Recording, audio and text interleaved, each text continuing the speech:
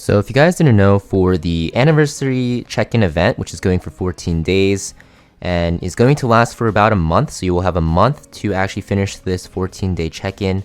At the end of the check-in event, you'll get a 5-star Covenant Hero Selector, so you'll be able to choose any single 5-star RGB unit in the game that is not going to be a limited or a collab unit. So basically I decided to compile a list for you guys that will actually show you guys what you guys should actually be selecting from this selector for your account, and I'll be incorporating the PvP and PvE aspect of the game, so this is just going to be an overall tier list. So just to explain the tiers very quickly, we have the extremely strong tier. These units are going to be extremely strong in a lot of areas of content. You can pretty much bring them in so many areas of content and they're just going to be a step above the rest, and you guys are definitely going to want to prioritize these units.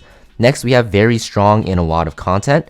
This means that these units will be very strong in a lot of content. You can use them in a wide array of PvP and PvE areas, and for the most part, if they're limited to only PvE or PvP, they will be extremely powerful there for the current meta. Next, we have strong in some content. These units will be not as powerful overall, but they will be more specialized, and in some areas of content in PvE and PvP, they will be very, very good there. Some of these units will be one of the best units for those areas. Next, we have good in niche. These units will be used very rarely, but in that specific situation, they will be very powerful and still might be worth considering for your selector if you are lacking a unit that fits that role. Then we have the not worth it tier. Pretty obvious what this means. Basically, stay away from these units. And then below that, we also have the free tier. These units will be all available for free, so look at this very quickly. Bomb Autocanas from Connections, Sermia, Sigurd, and Vivian are going to be from the Hunt Expert Challenge. We also have Zeno, which is going to be from the Hall of Trials, so you don't really want to pick these because you can just get them however you want. Also, I forgot to add Yuna here, so Yuna is also available from Connections here. I just saw her hanging out on the side and just decided to add her. And then we have the unavailable tier. These are units that are unavailable because they are limited or limited collaboration units. So yeah, let's get started with this tier list. So basically extremely strong units. We're going to start off with Tamarin here. Tamarin is extremely powerful in PvE. That's the only area of content you can use her. But she is extremely broken. You can use her everywhere in PvE, and by everywhere I mean like 99% of content. And without her, you cannot really progress too easily in late game PvE. Now, of course, some of you guys might be like in the comments below like, oh, but I don't have Tamarin. I did all of Nightmare Raid. I did all of the Abyss Challenge. Yes, sure. But I can assure you it was probably very unfun because Tamarin makes your life so much easier because her kit is insane. Now, she is available from the story summon, but if you're new to the game and you guys don't have a lot of resources to pull for, and you guys want to pull for Brieg, who's looking pretty sick, not gonna lie, and even save for potential other limiteds and collabs, then Tamarin is a safe pick from the selector because you will never regret picking her. Like, she's so strong in PvE and she will just carry you through of all of PvE. Next, we have Lua. So Lua is a PvP exclusive unit. So it's kind of funny because I say extremely strong in a lot of areas of content, but the first units are very limited in their content, because not very limited, but one is for PvE and Tamarin, and Lua is going to be for PvP. But they are probably the best units in PvE and PvP respectively. So like I said, how Tamarin's the best unit in PvE because she has everything in her kit and she's very powerful. Lua is going to be one of the best, if not the best unit for PvP currently because of how broken her S3 is. It can reset skill cooldowns, and because she's a ranger and she can abuse Guiding Light, which is a very powerful artifact. She's super strong in Guild Wars defense, seen all the time. Now, in the higher ends, of course, she does have counters, but everything does have counters in Guild Wars. And in World Arena RTA, if you're looking to get that skin, because the World Arena skin season does end in about a month, you definitely want to have Lua because she will carry you in a lot of matches. And what I've been seeing from the past few weeks is that Lua, ever since ML Landy's release, has been opened a lot because ML Landy is pretty decent into Lua because she doesn't have skill cooldowns and also because she's immune to sleep. So people are kind of opening Lua, but if you have counters to ML Landy and are prepared for her, for people to pick her, and you also have ML Landy herself, or you just ban her honestly, then Lua is just an extremely, extremely powerful pick and can carry you to Masters RTA very easily because some people say in RTA, especially in Epic 7 World Championship, there's a lot of memes about her being a free win, and she's just so strong for World Arena and for Guild Wars. Next we have Shu. So Shu is good everywhere in PvP. Now she's not as OP as Lua, honestly, because she does have RNG built in, but she's still very strong. You can use her on Guild Wars defense, arena defense. You can use her in offense. She's very good there for both Guild Wars and arena, and she's pretty commonly seen in World Arena as well because she can deal very well with a lot of AoE hitting teams, right? So against like Bellions and just anything like with a lot of AoE on their S1 or even their S3, she's very good because she has a lot of chances to counter. Now she is pretty hard to build because her stat requirements are pretty high, but she's still very strong, and I think that Shu is a definitely strong pick for any account because even in PvE, she can be used for Wyvern as a tank. She'll speed up your Wyvern runs, and for Ancient Inheritance, she's extremely powerful there. Next we have Rwana, also available from story summons, but still very powerful nonetheless. She is very, very powerful for PvE. She's going to be the second strongest soul weaver behind Tamarin for PvE. Now some areas of content, Rwana will be better, but overall Tamarin will be the better choice. But Rwana will make some areas of content in PvE trivial. So Katie's, she makes Katie super easy. It makes it pretty much impossible to lose if you have decent setup or decent team comp because Rwana just constantly heals your team. She's very good in episode 3 and episode 4 of Adventure, which are very hard comparative to episode 2 and 1. She's also very good in Expeditions. She's also very good in Nightmare Raid. She's also good in Hell Raid. She's also good in Abyss. So tons of areas of content she's good in. She's also in my staple Automaton Tower auto team, which doesn't rely on any augments or upgrades, right? And she's just very powerful overall for PvE.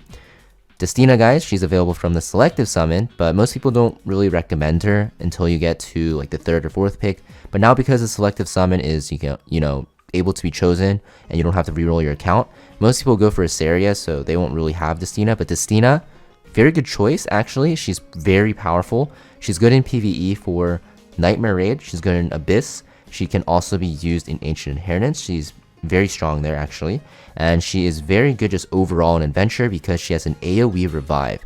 So yeah, not as good as Rwana or Tamarin, but she will be better if your team is under geared because she can actually revive your team.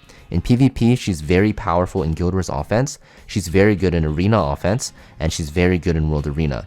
For Arena offense, she can be a part of your auto arena teams up until like Champion, and she's a very good choice. So if you run her with like another soul weaver, like honestly with Rwana even, and you run her with a knight like SC Airwell or even A Ross, Adventure Ross, and then you put like S10A, Spectre Snebria, or like Green Landy, or SSB, or even like a Rem, you can auto up the champion pretty easily, and your team comp is going to be pretty staple for autoing Arena, which makes her very good. Now, just because you can auto Arena with Destina, this shouldn't be the only reason you pick her, because you can replace Destina there with a lot of units. You can use like Angelic Montmorency, you can use DN, Maid Chloe, etc. Any soul weaver with a lot of healing and cleansing and cycling. But everywhere else, she's very powerful, and she is just going to be always a solid pick for PvP and PvE. You'll even see her commonly like 2nd, 3rd picked in World Arena because she's so safe and doesn't really have any hard counters. So next, we're in the very strong and a lot of content. These units we'll talk about one by one. These units are also very good to consider because they're very powerful. So first off, we have Zahhak. Extremely powerful unit. His damage ratios are crazy, and he doesn't require 100% crit chance. He only requires 50%, and he's just very strong. So for Guild Wars offense, you use him all the time. One of the most used damage dealers in Guild Wars offense. Also very good in World Arena. You can use him as a counter to save your Aiden and also any evasion units because he gets 50% extra hit chance. And Savior Aiden has 70% evasion with an artifact, and you can just slap Zahhak on like Symbol of Unity and he'll be at 70% hit chance as well, so he ignores all the evasion completely. Guaranteed one shot onto Aidens most of the time unless they have a lot of bulk, which you won't really see in the lower ranks until you get to like a high champion or legend. So Zahhak is very good, and in PvE he's very powerful just anywhere you need a single target unit. Even though his S3 inflicts injuries, like even if you just ignore that fact, his single target damage is crazy and he has no debuffs, so you can use him in so many areas of content. I've seen him used in Ice Expo a ton, he's so powerful there. I've seen him used in Light Expo, I've seen him used in even Abyss, just a very powerful unit. Anywhere you need a good single target unit, he's very powerful. Next we have Valencia, very powerful in Guild Wars for offense and defense. She's part of the my defense team actually for Guild Wars with ML Landy and Concolius. She's also good in offense versus Shoes and Senyas. very hard counters, so she becomes kind of a must-have for Guild Wars offense because you see Shu's and Senyas everywhere in Guild Wars defense. And for World Arena, she's a common pick against APOC Ravis. She's also good against S10A, even though she doesn't seem like she has a lot of AoE damage. Her S3 actually hits super hard if you build her well and can pretty much do 80% of S10A's HP. Also, that defense buff and that AoE strip is extremely strong as well. You're not going to really use her in PvE though, so yeah, you have to consider that, but for PvP she's very powerful. Yulha, also a PvP only unit, but one of the best knights in the game for PvP because she has an S3 that does damage percentage to her, proportional to her lost HP, and this will ignore damage sharing, which makes it super strong. It will ignore Escort, Adamant Shield, Aureus, you name it. Very good into units like that have evasion, like Savior Aiden I was about to say. Also very good into ML Landy because ML Landy will take a long time to ramp up, and by the time ML Landy's ramped up and has her S3 ready, most of the time Yulha will be available to actually S3 and just one-shot the ML Landy, which makes her very good for Guild Wars offense, Arena offense, and also for World Arena as well. Now we have Asaria, which most of you guys have because I recommend her for the selective summon, but in case you don't, she's a very good option from this selector. Keep in mind that she's only going to be used in PvE, so she's only going to be used in like Azmonak, she can be used in Banshee, she can be used in Abyss, she can be used in Nightmare Raid, she can be used in Expedition, she can be used in Ancient Inheritance. It's a lot of areas of content you can use her, but it's only PvE. She has a turn reset, which is very good when paired with Tamarin, and she also has a single target defense break and full dispel, which is very strong, and an S1 defense break. So yeah, very good with utility, but also her ratios are pretty high, so if you build her on high damage, she becomes a decent damage dealer as well. And because she's a ranger, she can hold key artifacts for PvE such as Bloodstone or even Song of Stars, which makes her even better. Next we have Selene. So Selene is mostly going to be used for PvP. She is going to be extremely good into non-attack skill units, so units like Lua, she's pretty decent into. She's good against like Conquerlias sometimes, just anything with non-attack skills you can use her. She can shut down cleave by herself, so if you're weak to cleave, Selene will be a great option for you. She can pretty easily shut down like Rand teams and anything that really relies on pushing, such as like Flan and even a mid sometimes, so very good in that aspect. Besides that, you're not going to use her anywhere else, but she's still very high damage and she's very popular in PvP, but only really for World Arena and Guild Wars offense, I'd say. Next we have Politis. This is going to be a defense team unit for Arena, also very good in World Arena.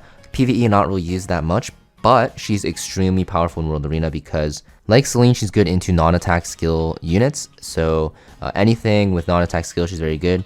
Because she has that S2 into S3, 2 AoE abilities, and she's a mage, you can even put her onto a Abyssal Crown build and have 2 chances to AoE stun, even if you miss. And she's also very good on a cleave build. You can use her on a full damage build. She does a ton of damage with her S2, S3. You can even use her as cleaver. She's very flexible, so she's very good as well.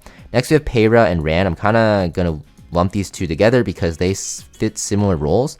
Both are very good in Guild Wars defense and both are very good in cleave and aggressive comps.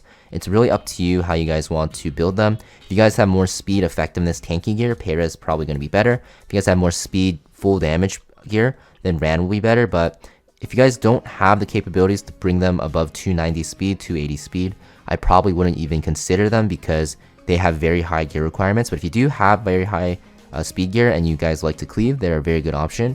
Very good in Guild Wars defense as well, like I said. Next we have Sharoon. So Sharoon kind of came out of nowhere into the meta. And the reason why she's so good is because she is very good into HP scaling units because she has Venom, which applies injuries over time every time the Venom ticks. And also she has a skill reset built in as well in her S1. And she also has a 2-turn buff duration decrease, so very powerful. She also has random CR pushing in her S2, which makes it so that she can randomly cut and reset skill cooldowns, which is very annoying. And she also has random buffs for your team, like critical hit damage, which if that lands on like your S10A, then she can one-shot like 2 units on the first turn. It's really crazy. Now, she's very good into HP scaling units, like I said, so she will shut down units like Shu, Alencia, Apocalypse Ravi, Meter Carrick, you name it. But keep in mind, her one weakness is that she doesn't have sustain, so people like to run her on Guardian Ice Crystals or Celestine, so she does. But very strong in PvP, not going to be used in PvE though. Now we're going into the strong in some content tier. we're going to talk about these units a little bit more briefly because they're not as universal. So Krau, very powerful in Guild Wars offense. He is super strong against earth units like Rimuru, Senya, Alencia. He can just bait them with effect resist and then one-shot someone on the enemy side. Also very good into ML Landy. Lilius, very good in Guild Wars defense. Also good against Lua because if you put her on Mort's artifact, she can actually cancel out the effects of Lua's S3's skill cooldown increase. And also she's getting exclusive equipment, so she'll be even stronger. Next we have Violet, pretty good into ice units. Also good in KDs for PvE. Also, I forgot to mention, Lilius is insane in PvE, right? Lilius will be very good for Hall Trials, for anything where you need cleansing, and her dual attacks are very powerful as well. So yeah, back to Violet. So Violet is very good in KDs, very good in Ice Expo. He's very good in Banshee. He can pretty much solo Banshee, to be honest. And also good in Automaton Tower. He's a part of my Automaton Tower team as well.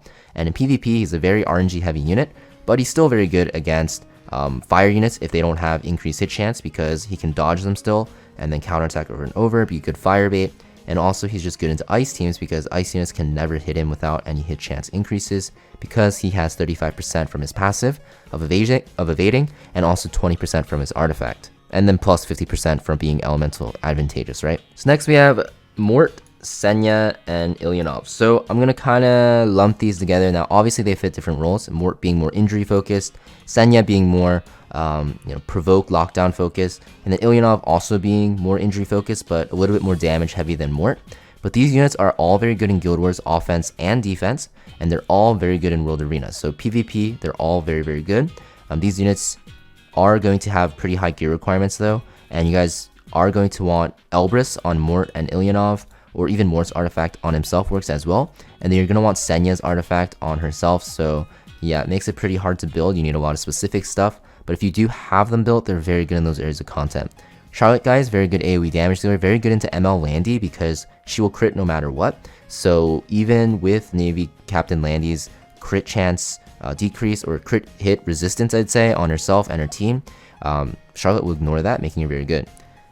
Vildred, very good for PvE, also good for cleaving. His speed imprint is insane. If you're a cleaver, he might be even like up here because of his imprint. You might want to just get him even if you already have him because that's how powerful his imprint is. But he's also good in PvE as well. Very good as an AoE damage dealer. Like Azumnak is the most common area you use him, but also just good anywhere you need AoE damage, such as like raid and even like farming for adventure and side story. Now we have Abigail. So Abigail is going to be very good in Guild Wars offense because of her S2 passive with Immortality. She's also going to be good in World Arena if you're looking to protect one unit. And her damage is pretty good as well. I think it's very underrated. She has injuries, which are very annoying. And her damage is pretty decent. And she also has the Curse, which is super annoying as well, especially if it inflicts a key unit. So yeah, very good in PvP, but just kind of niche. You can't just pick her randomly. You need to have a specific team comp around her and also pick her into a specific team. Now, for PvE, she's not going to be that great, not really used at all. But we also are going to have a counter release to her very soon, so honestly, it might not be worth picking her. With the new 4-star connection unit coming out, she's actually not going to be that great because they can get rid of the immortality that she applies, so yeah, that will also ignore effect resist, so you have to be careful. Next we have Arya. Arya is very good in World Arena and also for Guild Wars offense and also Arena offense, so yeah, very good as an offensive unit. She's a very, very tough unit to deal with if you don't have answers. She is pretty much a free win for you if they don't pick any counters to her, like Alencia or anything that can strip the enemy team, or like Landy, or just like anything in general that can deal with her stealth and her barriers. And she's just really good for arena offense climbing. So if you're looking for a very good arena offense DPS that can auto teams, Arya is probably one of the best options because she's extremely good because she just permanently counterattacks and is super tanky and bulky.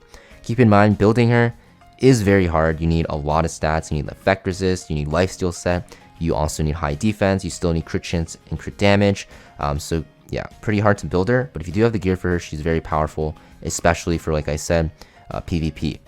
Now let's talk about the good and niche tier, and just talk about these units very quickly about what niche or area of content they're good in. Before we get started with that, I just realized that I have all the Espa units not in the unavailable, so let me put that very quickly in case you're wondering. That kind of bothered me. I don't know why I didn't put them in, but yeah, anyways, so good and niche. So Kayron, very good as an anti-cleave unit.